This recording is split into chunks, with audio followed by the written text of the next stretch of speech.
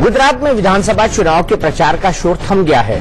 दूसरे दौर की 93 सीटों पर बीजेपी और कांग्रेस ने पूरा जोर लगाया। राज्य के चुनाव में राष्ट्रीय नेताओं की गैर मौजूदगी ने मुकाबला जितना दिलचस्प बनाया, राज्य के मुद्दे उतने ही पीछे छूट गए। चुनाव प्रचार के पहले दिन से अंतिम दिन तक गुजरात के नेता हाशिए पर ही दिखे। बीजेपी का प्रचार पूरी तरह से प्रधानमंत्री नरेंद्र मोदी पर ही केंद्रित रहा, तो कांग्रेस का मोर्चा राहुल गांधी ने संभाला। राहुल गांधी भी गुजरात के विकास का सवाल वहां के मुख्यमंत्री विजय रूपाणी से पूछने के बजाय सीधे प्रधानमंत्री को ही जिम्मेदार ठहराने में जुटे रहे। चूंकि कांग्रेस के निशाने पर मोदी थे, लिहाजा बीजेपी का पूरा मौका मिल गया कि वो इस चुनाव को प्रधानमंत्री के मान सम्मान से जोड़ दे। गुजरात में दोनों पार्टियों ने राष्ट्रीय राजनीति के हिसाब से मुद्दे उछाले, जिसमें गुजरात का विकास बस छौंक की तरह इस्तेमाल किया गया। बीजेपी हो या कांग्रेस, दोनों ने गुजरात के चुनाव को 2019 का सेमीफाइनल बना दिया। અને આપણો બધાનો સ્પષ્ટ મત છે ભાઈ, આ દેશની સમસ્યાઓનું સમાધાન, કોઈ પણ મુસીબત હોય એનું સમાધાન विकास सिवाय शक्य ज नहीं। बीजेपी ने शुरुआत नर्मदा से की, फिर ओबीसी मुद्दे में गए, उसके बाद विकास की यात्रा की बात हुई, पर बेसिकली बीजेपी अपनी पोजीशन इस चुनाव में मेंटेन नहीं कर पाई। रियलिटी और इसका शायद सबसे बड़ा चिन्ह यह है कि प्रधानमंत्री जी अपनी आखिरी मीटिंग्स में या तो कांग्रेस पार्टी की बात कर रहे हैं या फिर अपनी बात कर रहे हैं। तो राहुल गांधी इसका ठीकरा प्रधानमंत्री के सर फोड़ते हुए कि मुद्दों को उन्होंने भटकाया, लेकिन असल सवाल यह है कि मुद्दों को किसने भटकाया, किसने सवाल पूछे और क्या पूछे और किससे पूछे, किसने क्या कहा और किसने क्या नहीं, लेकिन फिर भी उनको चुनाव में मुद्दा बनाया गया। इसी पर महाबहस करने के लिए हमारे साथ जुड़ गए हैं सैयद जफर इस्लाम साहब, जो कि स्पोक्स पर्सन है, नेशनल स्पोक्स पर्सन है भारतीय जनता पार्टी के, प्रियंका चतुर्वेदी जी, जो कि नेशनल स्पोक्स पर्सन है कांग्रेस पार्टी की। सबसे पहले प्रियंका जी, मैं आपसे जानना चाहता हूं, राहुल गांधी ने कई सारे सवाल किए और सवाल करना उनका हक है, लेकिन आपसे ये जानना चाहता हूं कि अगर गुजरात के विकास की बात थी तो वो विजय रूपाणी से सवाल करते, उन्होंने प्रधानमंत्री से सवाल करना क्यों उचित समझा?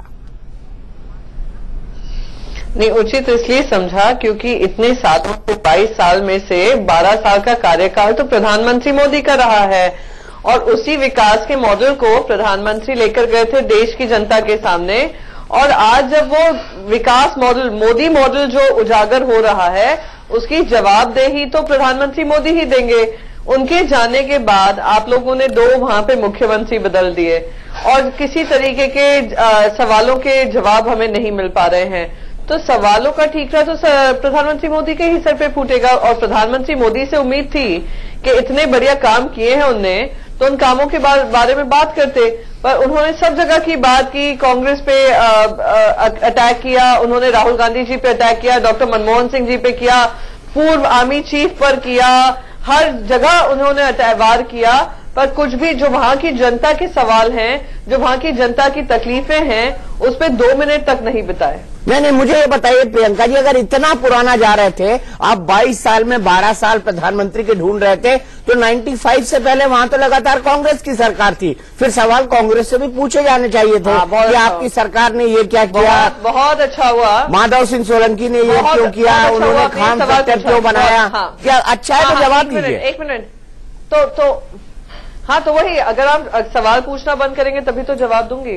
तो अगर हम अपने पिछले 3 टर्म के कार्यकाल की बात करें गुजरात में, और हमने क्या प्रगति दी, तो वहां पे प्रगति की जो औसत थी 16% लास्ट के 3rd टर्म में थी, 2nd टर्म में हमारी 14% थी, और जब हमारा लास्ट टर्म था गुजरात में, वहां पे करीब 13% पे थी। और इनके आने के बाद आज नीति आयोग के आंकड़ों के हिसाब से गुजरात के जो ग्रोथ फिगर है 6.7% है।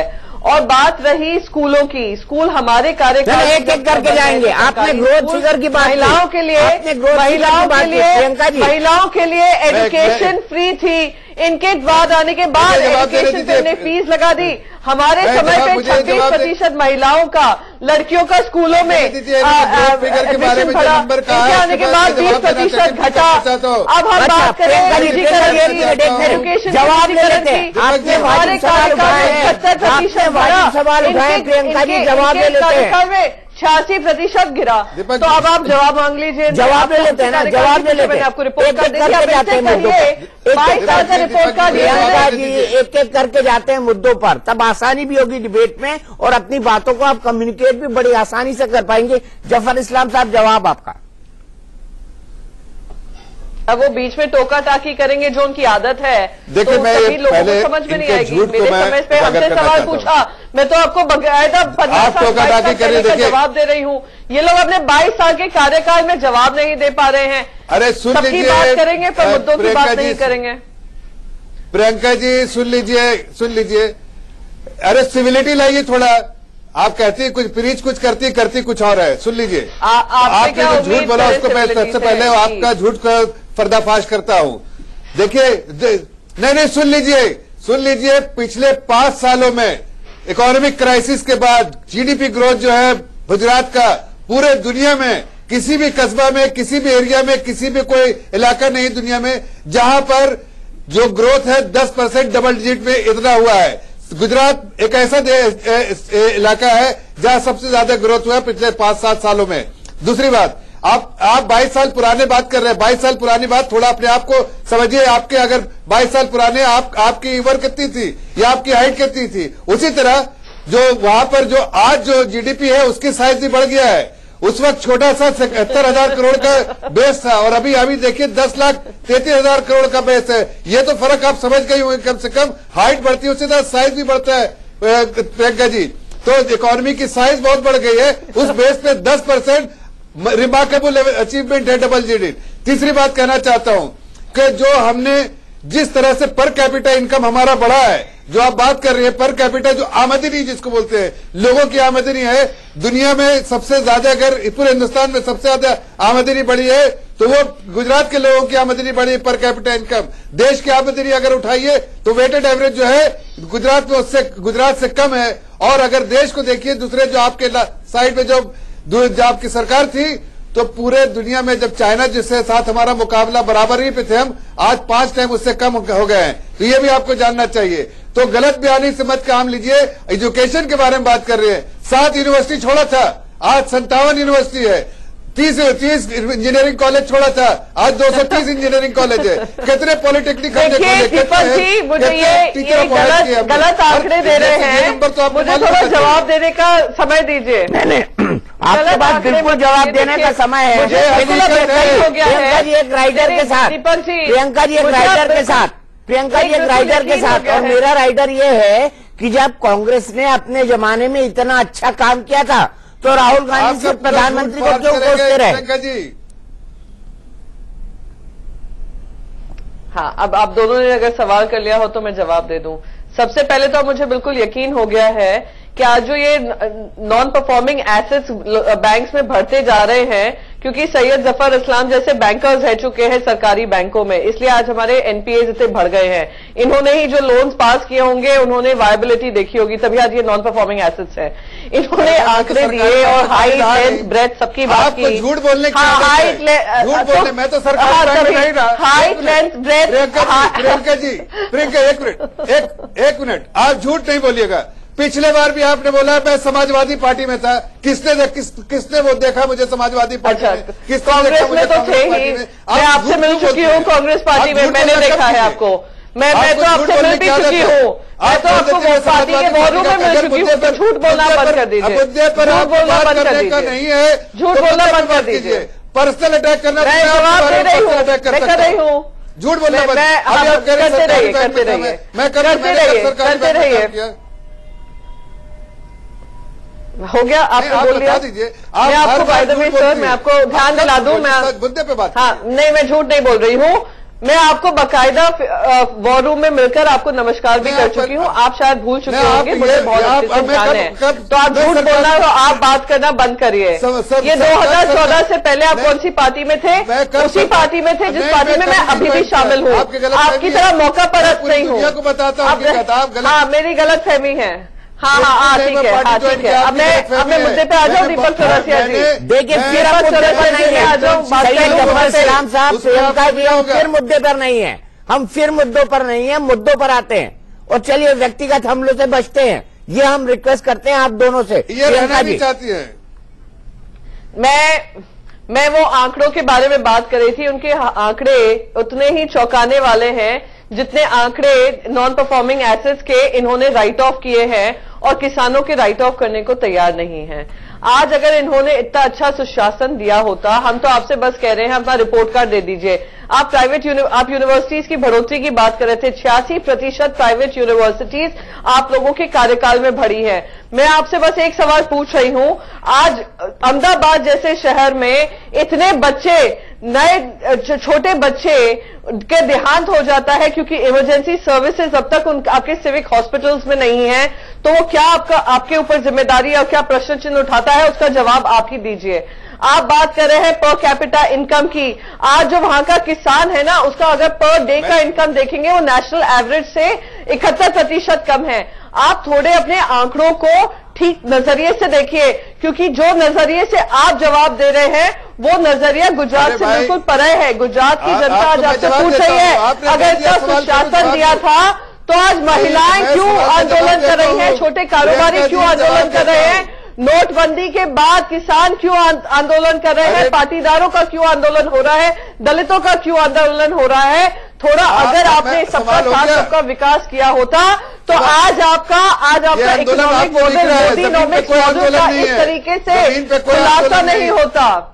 वहाँ मोदी आप लोगों के हिसाब से तो कोई आंदोलन नहीं है, क्योंकि जो पाटीदार बच्चे आंदोलन कर रहे थे, आप लोगों ने पीट कर उनको मार डाला, उनकी महिलाओं के साथ अत्याचार उनके घरों में जाकर किया। आप लोगों ने पाटीदारों को बेवकूफ बताया, आपने प्रजापतियों को आपने चिल्लर बताया। सवाल कर लिया, आप लोगों की सोच और विचारधारा है, आपको तो कोई आंदोलन ही नहीं दिखता है। छोटे बच्चे मर गए पाटीदारों के, आपको तो आंदोलन ही नहीं दिखता है। आंदोलन तो बस आप लोगों को अपने दिखते हैं जो अपने राजनीतिक फायदे के लिए बात करने की हिम्मत नहीं है प्रियंका जी। मैं तो मुद्दे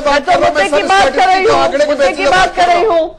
आप तो ऐसे बैंकर हैं, आप तो ऐसे बैंकर हैं जिससे सवाल पूछा जाए आप जवाब देंगे। आपने एमपीए के, हाँ मैं बैंकर इसलिए बताता हूँ, आपको बताता हूँ कि इस देश में अगर किसी ने बैंक का जो आज हाल जो बैंक में हुआ था, जिसको हम ठीक करने के लिए पूरे तरह से प्रयास कर रहे हैं, उसके लिए सिर्फ एक ही सरकार जिम्मेदार है, वो यूपीए यूनाइटेड जो आपकी प्रोग्रेसिव अलायंस थी वही एक जिम्मेदार है। सोनिया गांधी जिम्मेदार है, राहुल गांधी जिम्मेदार है, मनमोहन सिंह जिम्मेदार है। और जिम्मेदार 3 साल से आपकी सरकार पोरबंदर में प्रधानमंत्री बोलते थे मैं कपास और मूंगफली वालों को दाम बढ़ाऊंगा, न्यूनतम 50% से बढ़ाऊंगा।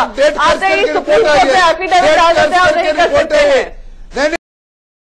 एफिडेविट आ जाते हैं और नहीं कर सकते हैं। नहीं पढ़ लीजिए, उसके बाद आपको पता चल जाएगा कि किस तरह से आपकी सरकार ने लोगों को लोन दिलवाया। आपके जो आंकड़े हैं वो गुजरात की जनता आपको जवाब दे रही है। चाहिए था और उसमें आपके जो फर्स्ट फैमिली है ना, बिचौलिया का काम कर रही थी, बिचौलिया की तरह काम किया और मिडिलमैन का काम। बिचौलिया के काम तो आप लोग करते हैं, कौन जाकर अनिल अंबानी का काम कर रहा है, खुद प्रधानमंत्री करते हैं, खुद अदानी का काम बिचौलिया का कौन कर रहा है, नरेंद्र मोदी जी करते हैं। बिचौलिया तो सबसे बड़े देश की भारतीय जनता पार्टी रही है। मुझे लगता है प्रचार का हैंगओवर आप दोनों में, मुझे लग रहा है प्रचार का हैंगओवर आप दोनों में, आप दोनों मुद्दों पर नहीं आ रहे हैं, आप दोनों मुद्दों पर नहीं आ रहे हैं। बैंक लोन्स मिल रहे हैं, क्या बात कर रहे हैं, बिचौलियापन की बात करते हैं, जरा अपने गिरबान में झांके। मोदी जी तो अदानी और अनिल अंबानी के बिचौलिए हैं। गिरबान में आप झांक के देखिए, आपको लगेगा कि हम सिर्फ शेर की संपत्ति लूटा है। जय अमित शाह को इतने सारे करोड़ों के बैंकों से लोन मिल जाते हैं, बिचौलियों का काम कौन करता है सब जानते हैं। आप ही के पार्टी के अध्यक्ष आर्म्स डील में पकड़े गए थे, नंबर 1 के बिचौलिए तो आप लोग हैं। आप दूसरों पे क्या आरोप लगाएंगे? जरा अपना छोटा सा 80 के दशक में शुरू हुई पार्टी से लेकर 2017 का आप अपना आंकड़ा लगा है। अच्छा, आप दोनों प्लीज शांत हो जाइए, प्लीज शांत हो जाइए। प्रचार का हैंगओवर छोड़ दीजिए, प्रचार का हैंगओवर छोड़ दीजिए। दोनों से रिक्वेस्ट कर रहा हूँ, ये हमारा शांति का मंच है। कहा करे, सच्चाई बता रहे हैं इनको। बिचौलिएपन, ट्रेडिंग की कम्युनिटी और ट्रेडिंग करना और कमीशन कमाना तो इन लोगों का दायित्व रहा है, इनका ट्रेडमार्क रहा है। बीजेपी अध्यक्ष बकायदा टेप में पकड़े गए हैं, अदानी के साथ डील करते हैं ऑस्ट्रेलिया में और अंबानी के साथ डील करते हैं फ्रांस में, देश को बेच खाते हैं और आरोप लगाते हैं दूसरों पे। परफॉर्मेंस के लिए जाने लगा रहे आरोप। 20,000 रुपए की कंपनी को 80 करोड़ का लोन मिल जाता है, तो किसने काम किया इस तरीके का रिश्वतखोरी का, करप्शन का? वो आपके ऊपर सवाल उठता है। आज देखिए ट्रांसपेरेंसी इतनी है। अरे प्रधानमंत्री के आंकड़े गिन लीजिए, जीएसपीसी स्कैम में देख लीजिए। अरे जीएसपीसी स्कैम के आंकड़े तो देश को एक एक करके बोल दे। प्रियंका जी, जफर भाई, एक एक करके बोल दे, एक एक करके बोल दे। आप दोनों अपनी बात रखिएगा, मुझे कोई इनकार नहीं है। अगर आपको नॉन इश्यूज को इश्यू बनाना है तो आप बनाइए, गुजरात की जनता को भटकाइए, देश की जनता को भटकाइए, लेकिन एक एक करके बोल दीजिए ताकि दोनों की बातें जनता को समझ आ जाए। नहीं, इन्होंने देखिए ऐसा है, 1980 के दशक में ये पार्टी बनकर आई, उन्हीं की पार्टी के अध्यक्ष। इतने से छोटे से कार्यकाल में आपको इनकी रिश्वतखोरी के एग्जाम्पल्स दिखाती हूँ। इनके जो बंगारू लक्ष्मण जी थे, बंगारू लक्ष्मण तो टेप पे बकायदा आर्म्स के लिए डील में पकड़े गए थे। आज आप कॉफिन स्कैम की बात कर लीजिए, इन्हीं के बिजनेस पार्टनर हैं। आप मुख्यमंत्री मोदी के जीएसपीसी स्कैम की बात कर लीजिए, आप मोदी और बिरला डायरी स्कैम समझ लीजिए। आप इनके कार्यकाल में 50,000 से 80 करोड़ का लोन मिलने का, इनकी रिश्वतखोरी का इतिहास समझ लीजिए। इनसे समझना जरूरी है, कि रिश्वतखोरी और करप्शन को किस तरीके से राष्ट्रवाद का चोला पहनाकर अपनी जिम्मेदारी से हटने का काम कर सकते हैं। आप ये भारतीय जनता पार्टी से जरूर सीख सकते हैं। आप लोग की जो है पूरी आपने जो क्या किया है? आपने तो रफाल डील में अंबानी के पीछे देश को बेचा, प्रदेश की जनता देश को बेचा, अपनी बिरयानी खाने के पीछे, बिरयानी खाने के पीछे प्रधानमंत्री मोदी ने देश की इज्जत को पूरा पता चल गया। जिस तरह से आपने राहुल गांधी को एलिमिनेट किया बिना इवैल्यूएशन के, बिना परफॉर्मेंस के, उससे समझ में आता है कि आपके यहाँ न मेरिट है न किसी चीज को, सच्चाई को आप जानना चाहते हैं। हो गया। हाँ, मेरिट आपका देखिए कितना समझ में आ रहा है। मुझे आप बताइए, संघ परिवार से जुड़ा हुआ कौन मेरिटोरियस पर्सन?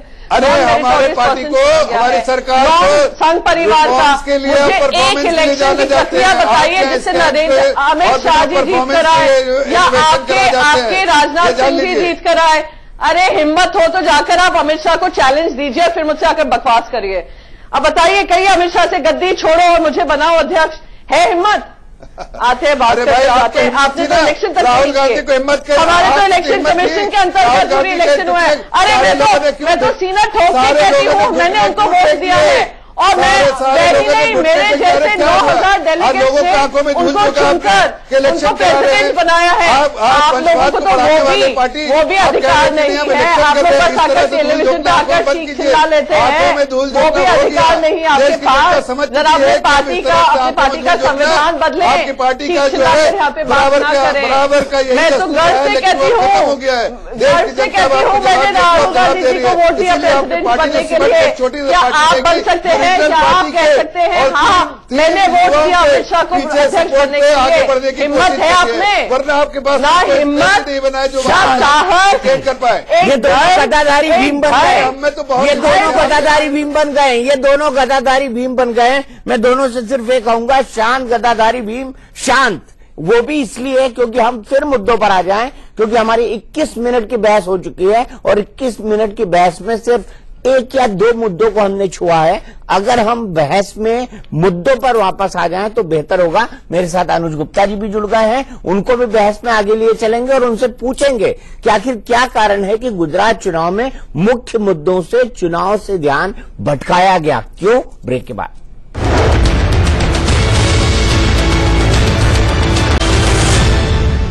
तो क्या गुजरात के इतने बड़े चुनाव में असल मुद्दे गायब हो गए? सीधे चलते अनुज जी के पास, उसके बाद जफर इस्लाम साहब और प्रियंका चतुर्वेदी के पास हम चलेंगे, क्योंकि बातचीत जब शुरू होती है वो इतनी हीटअप हो जाती है कि उसके बाद दोनों क्या कहते हैं वो किसी को समझ नहीं पड़ता।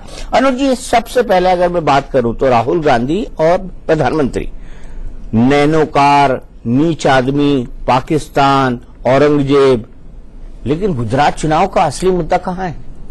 ये मतलब ये प्रचार था, और प्रचार में ऐसे मुद्दे। देखिए, पिछले एक हफ्ते के अंदर ही ये सब मुद्दे आए हैं। खासकर नैनो के मामले में तो मैं कहूंगा कि राहुल जी बहुत गलत काम कर रहे हैं ये बोल करके, क्योंकि एक फैक्ट्री लगती है, वो माल बाद में बिकता है या नहीं बिकता है वो तो जनता के हाथ पे है ना। और नैनो यदि नहीं लगी तो टाटा घराना पूरा बेकार हो गया, वो करप्ट हो गया, सिस्टम को करप्ट करने वाला, ऐसा बोलना बहुत गलत हो जाएगा, क्योंकि जो घराना सबसे अधिक साफ सुथरा माना जाता है आप उसके ऊपर आरोप लगा रहे हैं। बाकी मौके तो मणिशंकर अय्यर ने दिए ना, बड़बोलापन उनका जो है वो आज का थोड़ी, राजीव गांधी के समय से है वो। यदि वो साथ में दून स्कूल न पढ़े होते तो क्या कांग्रेस में उनको इतना महत्व मिला होता? एक परिवार से नजदीकी के कारण उनको महत्व मिला, और वही उस परिवार के लिए नुकसानदायक बन गया पिछले एक हफ्ते के दौरान। मेरे ख्याल से यदि सभाओं में जो भीड़ आप हिमाचल से लेकर गुजरात तक यदि कंपैरिजन करें, प्रधानमंत्री मोदी को और अमित शाह जी को जो भीड़, जिस तरह की उत्साही भीड़ हिमाचल प्रदेश में मिल रही थी, वैसी भीड़ यदि राहुल गांधी जी को और हार्दिक पटेल को गुजरात में मिल रही थी तो शायद जमीन पर क्या हो रहा है वो साफ दिख रहा था। इसीलिए हो सकता है कि पिछले एक हफ्ते के दौरान भाषाएं सबकी बदलनी शुरू हुई और पाकिस्तान बीच में आना शुरू हो गया। आपको ऐसा लगता है? लेकिन आखिर क्या कारण है सैयद जफर इस्लाम साहब की आपकी पार्टी ने ही इन मुद्दों पे प्रमुखता दी? पाकिस्तान आपने जोड़ा, नैनोकार राहुल जी ने जोड़ा, नीच आदमी कांग्रेस ने जोड़ा, लेकिन पाकिस्तान और औरंगजेब इसके अंदर कहां गया? चलो औरंगजेब भी मणिशंकर अय्यर ने बोला, लेकिन पाकिस्तान के लोगों की मीटिंग हुई और वो गुजरात की सरकार बनाने में इंटरेस्टेड है, ऐसा कहना सिर्फ प्रधानमंत्री के मुंह से कहां तक उचित था?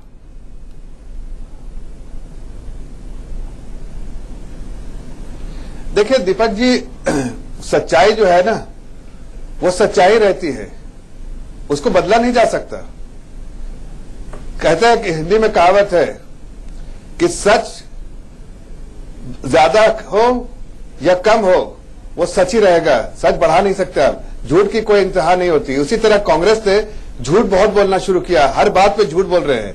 जो सच्चाई है कि आप फेसबुक पे जाके वहां के आर्मी ऑफिसर अपने फेसबुक पे लिखता है कि भाई हमें अहमद पटेल चाहिए, वहां पर चीफ मिनिस्टर और मोदी को हराना है। दूसरी बात, आप पुराना वीडियो उठा के देख लीजिए, यही मणिशंकर अय्यर है, पाकिस्तान में जाके पाकिस्तान में उर्दू में अच्छी बातें करते हैं और वहां कहते हैं कि मोदी गवर्नमेंट को हटाने के लिए, टॉपल करने के लिए आपकी मदद की जरूरत है, आपकी मदद के बिना। उसके बाद जो खुफिया मीटिंग होती है, क्या इस बात का खुलासा नहीं करना चाहिए दीपक जी? बिल्कुल करना चाहिए, देश की जनता को, प्रदेश की जनता को जानना चाहिए। हम इस बात को नहीं उठा रहे। अगर पाकिस्तानी आर्मी ऑफिसर अपने फेसबुक पे लिखता है तो इससे समझ में आता है कि ये सारी मीटिंग जो है किसी न किसी लोगों के सहायता से, किसी न किसी वजह से, और किस तरह इनकी जो सही मंशा क्या है और वो इंटेंट क्या है पता चलता है, और इसको एक्सपोज करना हमारा काम है। इसलिए कि प्रदेश की जनता को तो ये मालूम होना चाहिए ना कि एक सरकार, जो यूपीए सरकार जब सेंटर में थी तो कई बार नेशनल सिक्योरिटी से कॉम्प्रोमाइज किया है, नेशनल इंटरेस्ट से कॉम्प्रोमाइज किया है, और साथ साथ इसलिए कि इनको तो मोह आता ही नहीं है गरीबों पे। देश की संपत्ति लूटी, गरीबों को थोड़े टुकड़े फेंक दिए और वही कहा कि यही एम्पावरमेंट तुम्हारे लिए यही एंटाइटलमेंट है। हम तो एम्पावरमेंट की कोशिश कर रहे हैं और हम बार बार एंटाइटलमेंट से हटा के उनको काम देके उनको सक्षम बनाने की कोशिश कर रहे हैं। देखिए, कांग्रेस ने एक और बात की, जो राहुल गांधी ने झूठ तो बोला और उनके खास के जो उनके सिपा सलार है उन्होंने भी उस तरह की बात बार बार की। अगर वो बार बार मंदिरों में जा रहे थे तो मंदिरों में आज जाना शुरू किया है, पहले नहीं। तो अगर आप जाना शुरू किया मंदिर में तो आप अपने सिपा सलार को कहते कि भाई मंदिर के बनने में के आड़े मत आओ, आप उसके साथ पे खड़े हो जाते कि हाँ मंदिर हम भी चाहते बनाना। तो इनका दोहरे नीति जो है ना, जो कि एक तरफ तुष्टीकरण की पॉलिसी और दूसरी तरफ मुखौटा पहनना, वो हम लोगों ने मुखौटा उतारने की कोशिश की और देश की जनता और प्रदेश की जनता को सिर्फ एक्सपोज किया है। हमने पाकिस्तान का जिक्र नहीं, पाकिस्तानी हुक्मरानों ने किया, और पाकिस्तान में इनके मनी शंकर अय्यर जाके बात करके आए थे, और खुफिया मीटिंग इन लोगों ने की, हमने नहीं की। और अगर इसके बारे में ये अगर हकीकत लोगों के बीच में रखते हैं तो इसमें क्या खराबी है? नहीं, मनमोहन सिंह जी ने खुद कहा, मनमोहन सिंह जी ने खुद कहा कि प्रधानमंत्री को इस मुद्दे पर कम क्लीन होकर आना पड़ेगा, उन्होंने कल कहा, और आपने उसका कोई जवाब नहीं दिया। और प्रियंका जी की पार्टी ने जितने सवाल पूछे उनमें से किसी का आपने जवाब नहीं दिया। आप रोज नए मुद्दे उछालते रहे, क्यों? अगर गुजरात का विकास ही आप अगर कृपा करके मुझे भी इतना ही समय दें जितना आपने इन बंदे को दिया, अपने ही। चलिए, आप चाहती है कि मैं आपकी तरफ से सवाल ना पूछूं तो मैं नहीं पूछता हूँ, आप जवाब दे दीजिए। नहीं, आप पूछिए। नहीं, आप जवाब दे दीजिए। आप पूछिए, आपको जितना पूछना है पूछिए। मैं आपसे बस ये रिक्वेस्ट कर रही थी कि मुझे भी 2 मिनट दे दीजिएगा। वो बिल्कुल बोलिए, बिल्कुल बोलिए। मैं तो आपका सवाल पूछ रहा था कि इन्होंने राहुल गांधी के सवाल का जवाब क्यों नहीं दिए। आप पूछ लीजिए सवाल। प्रियंका जी, मैं एक सवाल आपसे बोलने की आदत हो, वो खुद ही। मैं भी पूछ लेता हूँ कुछ। यार दीपक जी, आप एंकर करें, ये एंकर करें। आप मुझे पहले ये बता दीजिए। हो रहा था तो आपने नहीं, एंकर तो मैं कर रहा हूँ, पर डिबेट आप लोग कर रहे हैं। आपको आईना दिखा रहा हूँ कि जब हम डेवलपमेंट सवाल बातें हो रही थी, जब मैं डेवलपमेंट में बात हो रही थी तो आपको लगा कि यार डेवलपमेंट में बात करेंगे तो ये लोग देख लेंगे जाके कि वहां पर अमेठी में क्या होगा, कोई डेवलपमेंट नहीं। राहुल गांधी जैसे पहली बार पहुंचे गुजरात, इनकी आंखें चकाचौंध हो गई कि डेवलपमेंट तो इसको कहते हैं। क्या आपको वर्बल डायरिया की प्रॉब्लम है? क्या आपको वर्बल डायरिया की प्रॉब्लम है? तो आप बता दीजिए, तो मैं चुप हो जाती हूँ। नहीं, हम बोलते नहीं है। अब आप बोल लीजिए, आप अपना पूरा शो आप संभाल लीजिए। मुझे कुछ नहीं बोलना। पार्टी को इतनी वर्बल नहीं, हमारे पार्टी का एक्सपोज करने की कोशिश कर रहा हूँ। मैं बताती हूँ, एक सेकेंड। एक्सपोज क्या होता है मैं बताती हूँ। एक्सपोज क्या होता है मैं बताती हूँ। रुक जाइए, आप जरा पानी पी लीजिए। आपके वर्बल डायरिया के शिकार जो है आप हैं, वो शायद ठीक हो जाए, उसका निवारण हो जाए। एक गिलास पानी पी लीजिए, एक गिलास पानी पी लीजिए। आपकी वर्बल डायरिया का जो प्रॉब्लम है ना वो ठीक हो जाएगा। आप मुझे बोलने दीजिए। हम रिफॉर्म दे रहे हैं, आप बोलिए। बता रहा हूँ, स्कैम्स करती थी मैडम, आज रिफॉर्म्स हो रहा है। इतना ध्यान लोगों को समझ में आ गया है। अच्छा, जफर इस्लाम साहब, प्रियंका से जवाब लेते। प्रियंका, आपके पास है 2 मिनट, रोकूंगा नहीं, टोकूंगा नहीं। नहीं भाई साहब, ऐसा है कि जो वर्बल डायरिया से ग्रस्त हों, पहले उनके सारे जवाब सुन लीजिए, उनके सारे आरोप सुन लीजिए। मैं इनके 3 साल में, जो ये 60 साल के हम पे आरोप लगाते हैं, इनके 3 साल में, इनके कार्यकाल में और वाजपेयी जी के कार्यकाल में इनकी जो सच्चाई है उसका आईना पेश करने की कोशिश करूंगी। अगर मुझे वो बगैर अपने बीच में टोका टाकी करे, वो मुझे समय देंगे, क्योंकि आपने तो पीछे हट गए हैं, आप उनको रोक ही नहीं रहे हैं, वो बोलते चले जा रहे हैं। तो डायरिया तो मैं तो वर्बल डायरिया आपने कहा है तो बीच में तो टोकूंगा ही। वर्बल डायरिया आपने कहा भाई, आपने कहा वर्बल डायरिया, तो मुझे तो बोलना पड़ेगा, मजबूरी हमारी। मजबूरी नहीं है, तकलीफ है, और हम सबको वो तकलीफ होती है जब आपकी नॉन स्टॉप बातें सुनते हैं और वही रिपीटेड आपकी बातें। तो प्रियंका जी, यदि गुजरात आप जीत जाए तो शायद उनका इलाज भी हो जाए इस बारे में। आपके सर बिल्कुल होगा, आप बिल्कुल उम्मीद ही नहीं, हमें विश्वास है गुजराती जनता पे। और आपने टाटा पे सवाल उठाए, हमें टाटा कंपनी से हमें कोई विरोध नहीं है, पर जिस तरीके से उनके साथ बर्ताव किया गया, उनको सारे लोन्स दिए गए और वो इतने जॉब्स नहीं क्रिएट कर पाए, उस पर सवालिया निशान जरूर उठता है। आपने 33,000 करोड़ की जमीन दे दी, वो लोग 3,000 नौकरियां तक गुजरात को नहीं दे पाए, तो सवाल उठता है। और ये सवाल हम नहीं पूछ रहे हैं, आप सनातन में जाएं, आपको सवाल वो खुद भारतीय जनता पार्टी से, उन्हीं के कैंडिडेट से लोग पूछ रहे हैं कि क्या हुआ नौकरियों का, और वहां पे गुजराती जनता को नौकरियां नहीं मिली हैं। ये एक हकीकत है, आपको जाकर पूछना चाहिए। जब प्रधानमंत्री मोरबी जाकर बात करते हैं, उनको जरा ध्यान देना चाहिए वो सिरेमिक इंडस्ट्री पे जो पूरी तहस नहस हो गई नोटबंदी की वजह से। नोटबंदी की वजह, देखिए क्या तकलीफ है इस आदमी को, सीरियसली क्या तकलीफ है। जरा आप थोड़ा संयम बरतें डिबेट में आकर। आप नॉन स्टॉप बोलते रहे हैं पूरा 25 मिनट की डिबेट में। आपकी तकलीफ है, झूठ मत बोलिए, क्योंकि आपको झूठ बोलने का तो आपको सर्टिफिकेट मिला हुआ है। आप तो पार्टी हॉपर है और आप उसको भी डिनाई करते हैं। आपने नॉन परफॉर्मिंग एसेट्स में से आपकी कितनी कंट्रीब्यूशन है उसमें, उसको आप डिनाई करते जा रहे हैं। अब बात करते हैं राष्ट्रवाद की। मौलाना मसूद अजहर को बाकायदा एरोप्लेन में छोड़ने अजीत डोवल और आप जैसे लोगों को मौलाना मसूद अजहर ने पठानकोट पे हमला करवाया था कि नहीं? पठानकोट पे हमला कराने के बाद आपने ISI को बुलाया था कि नहीं? हम तो ऐसे हैं जिन्हें 10 साल के कार्यकाल में पाकिस्तान में न्योता मिलने पर भी नहीं गए।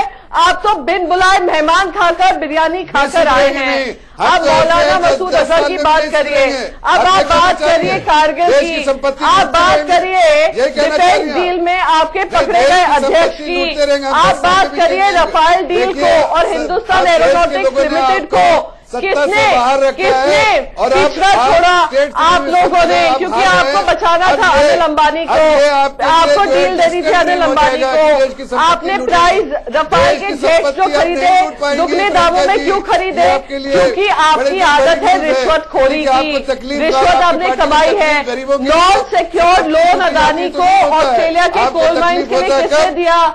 आप लोगों ने दिया। नोटबंदी, अरुण शौरी जी नोटबंदी को देश का सबसे बड़ा स्कैम मानते हैं। वो हम नहीं कहते हैं, आपके प्रवक्ता कहते हैं, आपके सीनियर लीडर बोलते हैं। देखिए कंक्लूजन मेरा ये कि जिस तरह से गुजरात के चुनाव मुद्दे दर मुद्दे भटकते रहे, वैसे मेरी बहस भी भटका दी गई। आज वैसे मेरी बहस भी भटका दी गई।